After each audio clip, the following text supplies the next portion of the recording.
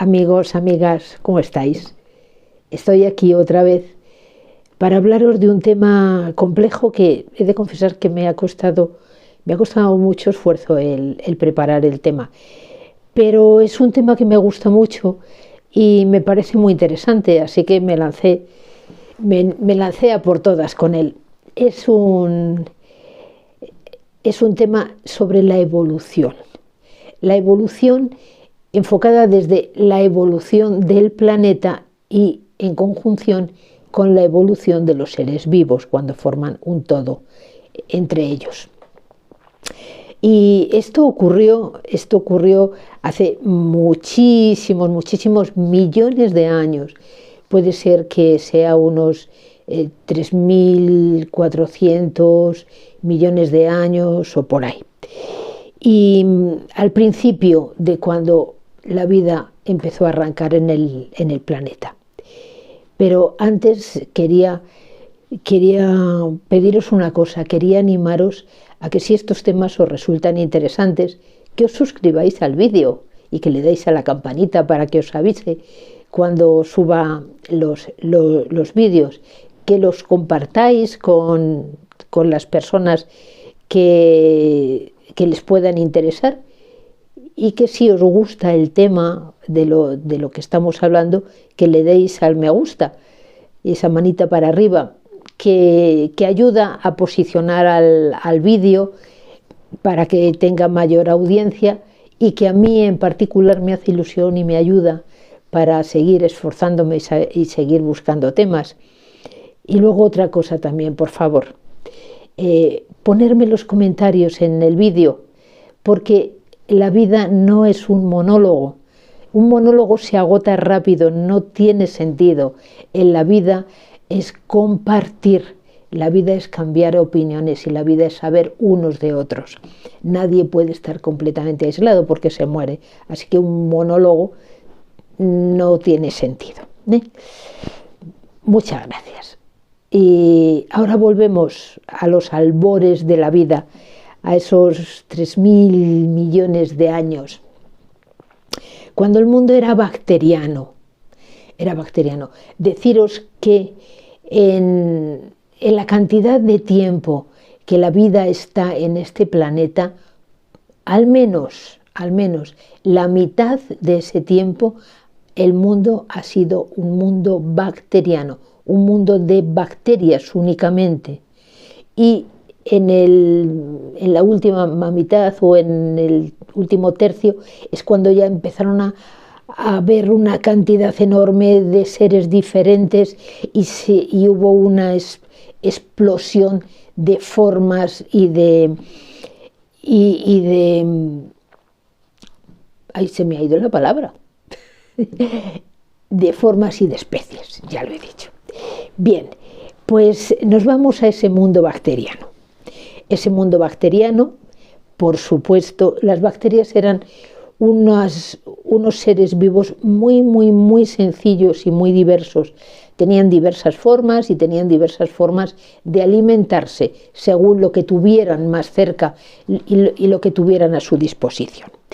Bien, vivían en el océano, por supuesto, en el agua somera, no a grandes profundidades, sino el agua somera del océano, donde había más nutrientes. Y este era un mundo en el cual no había oxígeno. El oxígeno no existía como oxígeno libre. El oxígeno estaba siempre combinado con otros átomos, como por ejemplo el agua. El agua es H2O. El oxígeno está combinado con el hidrógeno, o los nitratos, o los sulfatos, o cualquier otra molécula, pero oxígeno solo como O2 no existía. Bien, en estas bacterias, una de las formas de alimentarse era con las rutas de la fotosíntesis. Pero eran una fotosíntesis un poco diferente de la que conocemos ahora, porque las moléculas que utilizaban para que les dieran esa energía que necesitaban, esos protones y esos electrones que necesitaban, pues eran diversas. Y una de ellas, por poner un ejemplo, eran la molécula de sulfídrico, de ácido sulfídrico, que es SH2, azufre, un azufre y dos hidrógenos. Entonces, hacían lo que ya conocimos por el vídeo pasado. Con la luz rompían la molécula de ácido sulfídrico y por una parte iba el azufre y por otra parte iban los hidrógenos, que se convertían en protones y electrones que la célula captaba y los llevaba para reducir el CO2 y convertirlo en materia orgánica que le sustentara la vida. Esta fotosíntesis daba para poco.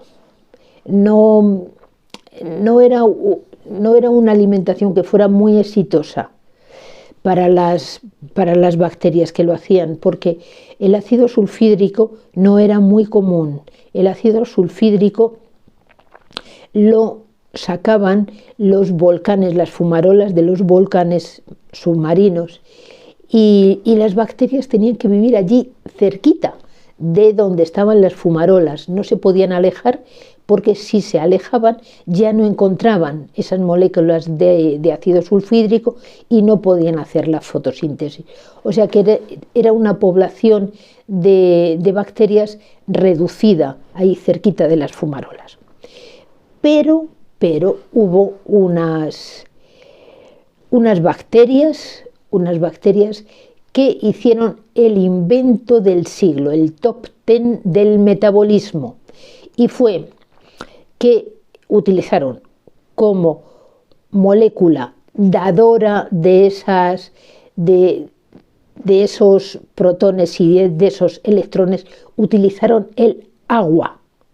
Y fijaros una cosa, el agua en el océano, las moléculas de agua son prácticamente infinitas, no les faltaba nunca. Allá donde fueran en el mar se iban a encontrar agua. O sea que con la luz del sol, que la luz del sol no les faltaba, porque llegaba cada día el planeta, incidía cada día en el planeta. Entonces, con esa luz del sol rompían la molécula de agua. Por una parte se iba el oxígeno, que como no lo necesitaban para nada, lo sacaban al medio, y por otra parte estaban los hidrógenos, que convertidos en protones y en electrones, iban a reducir el CO2 y a convertirlo en una molécula orgánica de azúcar, por ejemplo. O sea que estas bacterias, que por cierto se llaman cianobacterias, y se llaman cianobacterias, ciano es azul, porque tienen una tonalidad azulada, verde azulada, son muy bonitas. Aquí os enseño unas. ¿Veis? Estas son las cianobacterias, son cadenas de células formadas por células, juntitas todas. Tengo este peluche porque en mi vida laboral, cuando trabajaba en el laboratorio, una de las líneas con las que trabajaba era con cianobacterias, por eso les tengo tanto cariño. Bueno, y ahora os pondré unas fotos de cianobacterias. Bien, pues estas cianobacterias habían hecho bingo, habían encontrado el premio gordo de la lotería, porque estaban consiguiendo tener energía con unas energías renovables, con la luz y con el agua. No se les ponía nada por delante, no competían con nadie, nadie competía con ellas, y entonces estaban a su ritmo, creciendo, desarrollándose, etcétera, etcétera, y tenían a su disposición toda la energía que necesitaban para crear alimento, para crear materia orgánica, esas moléculas de azúcar que las iban a sustentar. Entonces fue un éxito completo. Mientras que las otras bacterias estaban haciendo lo que podían, estas iban a todo lujo. No les faltaba de nada y hacían la fotosíntesis y se reproducían y se llenaban todos los espacios, etcétera, etcétera. Fue un éxito total. Un éxito total que estuvo así durante millones de años, durante cientos de millones de años. ¿Y cuál fue? ¿Cuál fue la consecuencia de esto? Pues la consecuencia de esto es que el mar se empezó a llenar de oxígeno. Y antes, en ese medio del mar, no había oxígeno. O sea, empezó a haber una sustancia nueva, una molécula nueva, que antes no existía. Con la cosa de que el oxígeno es una molécula muy reactiva y puede llegar a ser muy tóxica, porque el oxígeno puede formar radicales libres y los radicales libres pueden atacar y destruir las membranas y el ADN y etcétera, etcétera. O sea, puede ser muy tóxico. Con lo cual, estas moléculas empezaron a llenar el océano de oxígeno. Luego veremos lo que ocurrió. Y cuando ya el oxígeno disuelto en el mar ya no podía más asumir oxígeno el mar, el oxígeno empezó a salir a la atmósfera. Y siguieron las cianobacterias dando oxígeno, oxígeno, oxígeno, y la atmósfera alcanzó una gran cantidad de oxígeno con el resto de los gases. Y siguió, y siguió, y siguió. Y ese oxígeno, en un momento dado, se convirtió en una molécula de ozono, que son 3 átomos de oxígeno. El O3 es el ozono. Y el ozono ascendió por la atmósfera hasta llegar a la estratosfera. Y formó la famosa capa de ozono, que esta famosa capa de ozono es capaz de filtrar los rayos ultravioletas que vienen del exterior. De manera que la atmósfera cambió, había una gran cantidad de oxígeno, estaba libre de los rayos ultravioletas que venían, y en su conjunto esa atmósfera estaba ya preparada para que la vida pudiera salir al terreno seco, pudiera salir de los océanos a la tierra. O sea, fijaros si el metabolismo de las cianobacterias dio de sí, que le dio para cambiar la atmósfera del planeta. Bueno, ahí lo dejamos. Y ahora volvemos a ver qué ocurrió en el mar.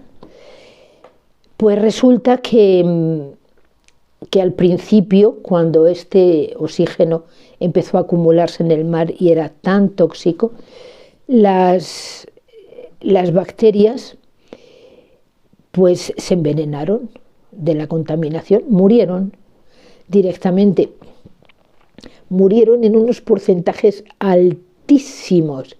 De hecho, a la revolución del oxígeno, como esta época de la vida se la llama la revolución del oxígeno, se la considera como la primera gran extinción. Cuando se acumuló el oxígeno en el mar, murieron una altísima cantidad de las bacterias que había, pero muchísimas, en un porcentaje muy muy alto murieron las bacterias, y por eso se le considera extinción.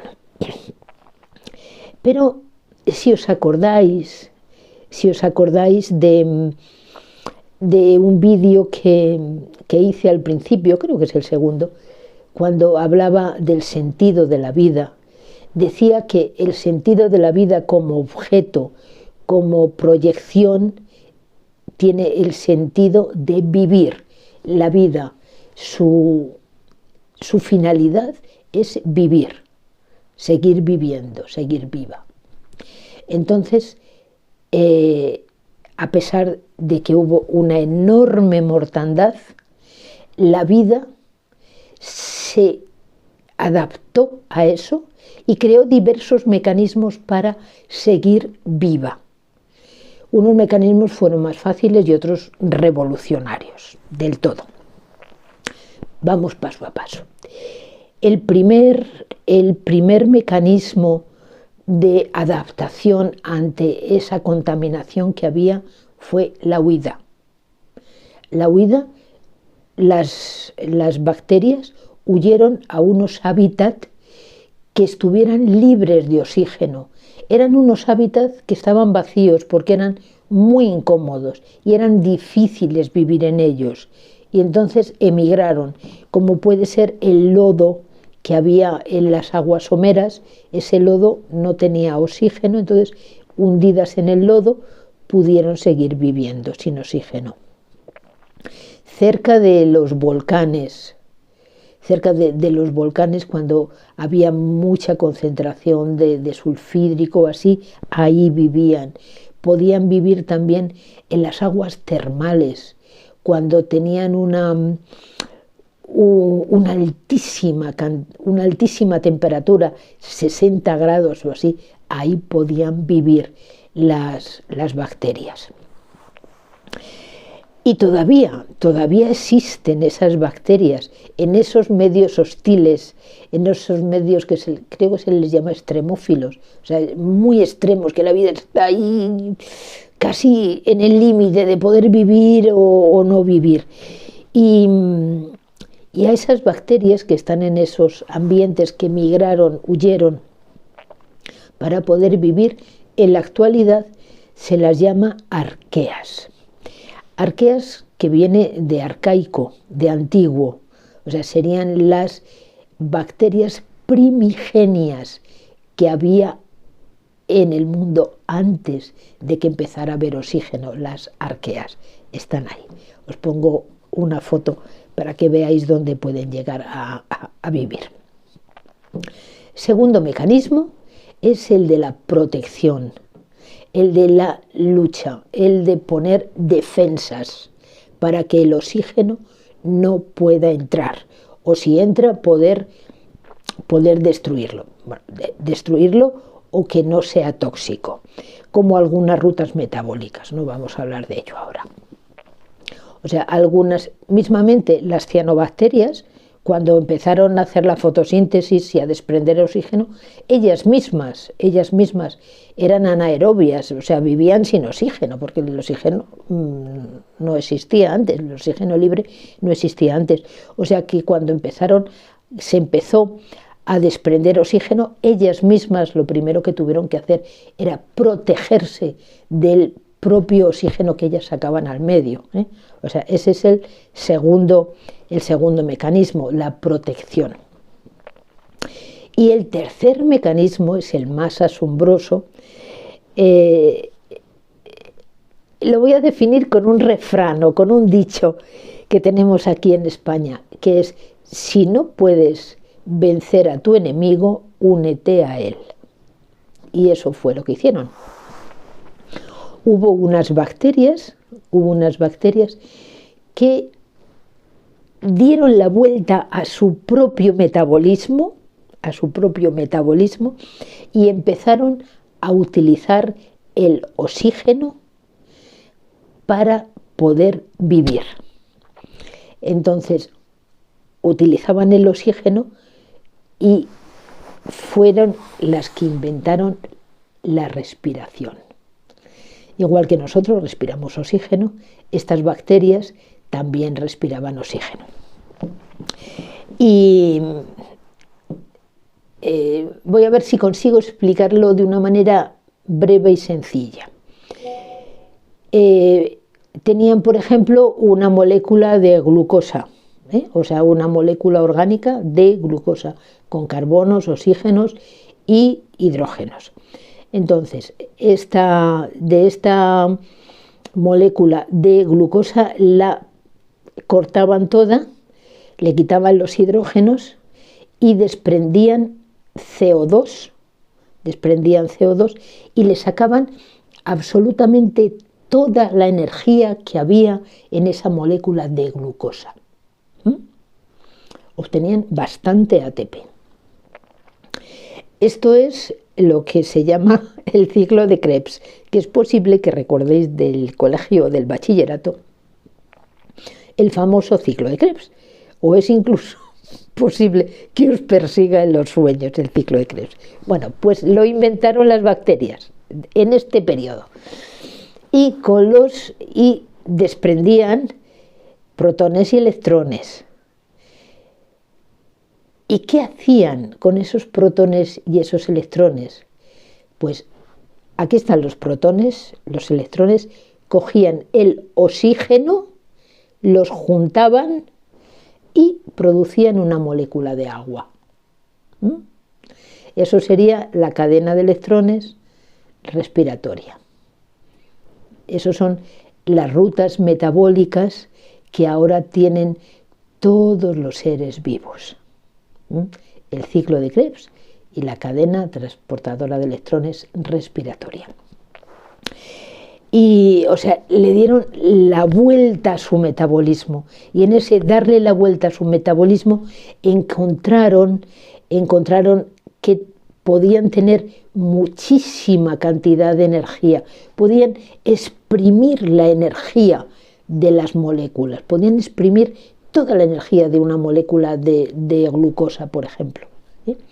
Entonces también fueron muy exitosas y crecieron mucho. Y se formaron dos grupos de bacterias. Las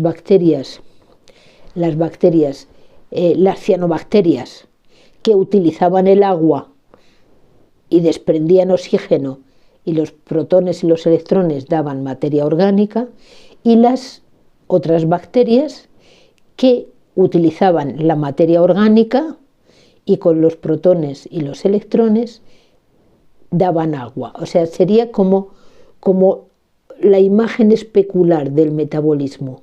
Unas bacterias, las cianobacterias, desprenden oxígeno, las bacterias captan oxígeno, las cianobacterias toman CO2 para hacer moléculas orgánicas, las bacterias hacen moléculas orgánicas y sueltan CO2, de manera que en este punto de la historia de la vida volvió a tener un equilibrio.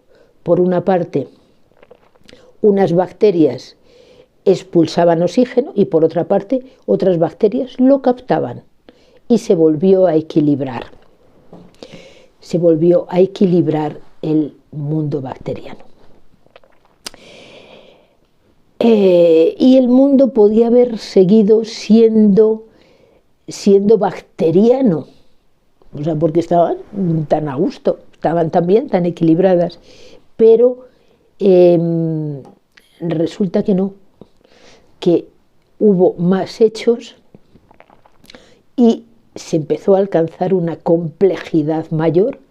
Se empezaron a hacer células eucariontes, de los cuales nosotros somos los herederos de las células eucariontes, pero esto ya será en otro vídeo, si es que queréis que lo haga. Lo que sí quería analizar un poco es qué conclusiones podemos sacar de esta revolución del oxígeno. Pues bien, que cuando un hecho, cualquiera en la vida puede ser, pero en este caso fue el metabolismo de la fotosíntesis, cuando un hecho muy exitoso es repetido y repetido y repetido en el tiempo y venga y venga y venga, produce un desequilibrio en el sistema e inmediatamente aparece la contaminación. Aparece contaminación y la contaminación ya ejerce otras funciones. Y también que la vida es muy hermosa, es muy bella, pero que en la vida hay sufrimiento. Es así, en la vida hay sufrimiento igual que en la vida hay felicidad. O sea, el que fruto de esta acumulación de oxígeno, pues hubo una gran extinción de bacterias, se murieron y ya. No es que estuviera mal, es que, bueno, es así, que la vida es así. En la vida no hay cosas que sean buenas ni que sean malas, simplemente son. Y la categoría de buena o mala lo ponemos nosotros. Si miramos en el pobrecitas bacterias que no tenían culpa de nada y se murieron por el oxígeno, le digo, qué mal. Pero si vemos, anda, mira, precisamente por ese oxígeno que empezó a haber en exceso, apareció la respiración y nosotros estamos respirando, menos mal, aquí estamos por la respiración, eso es bueno. O sea, en la vida no hay nada bueno ni hay nada malo.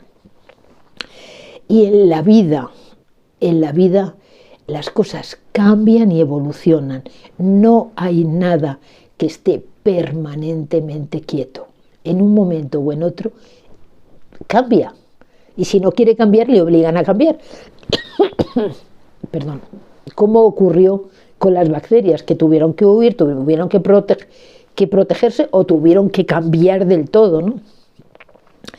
Y otra cosa que sacamos de aquí, que todo está conectado con todo, no hay nada que pueda estar aislado. Por eso os decía, por favor, ponerme comentarios, porque la vida no se sostiene con un monólogo, tiene que haber una comunicación.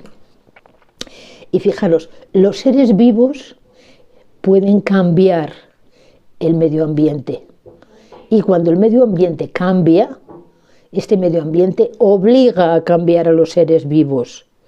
O sea que es como una rueda, que si uno cambia, el otro cambia, el otro cambia, el otro cambia. Y aquí nos vamos, pasamos toda la línea del tiempo, de la vida de la Tierra, y nos plantamos ahora en el momento en que estamos del calendario. Y resulta que también ahora mismo hay una especie, que es el hombre, que con su hacer está cambiando el ambiente. ¿Cómo lo estamos haciendo? Pues porque en un momento dado el hombre descubrió que los componentes fósiles, el carbono y luego después el petróleo, tenían en su seno una energía tremenda, y que si se los quemaba se obtenía esa energía y se podían hacer cosas insospechadas con tanta energía. Y en el siglo XVIII, XIX, creo, por ahí, pues se empezó a cambiar y los barcos, en vez de ser barcos de vela, empezaron a ser barcos de vapor, creo que fue en el siglo XIX. Barcos de vapor, fijaros la diferencia.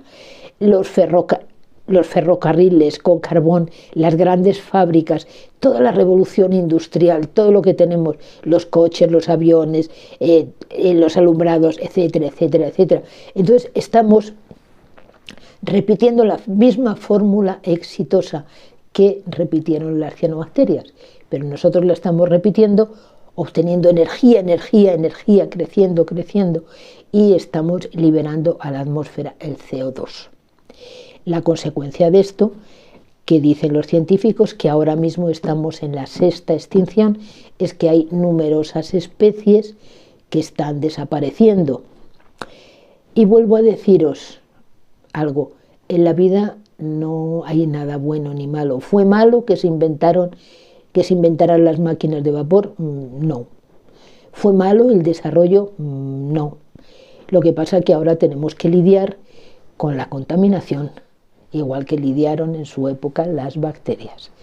Y algo habrá que inventarse, porque lo que sí os aseguro es que la vida cambia, pero no desaparece. Muy bien, pues muchas gracias por escucharme. Nos vemos en el siguiente.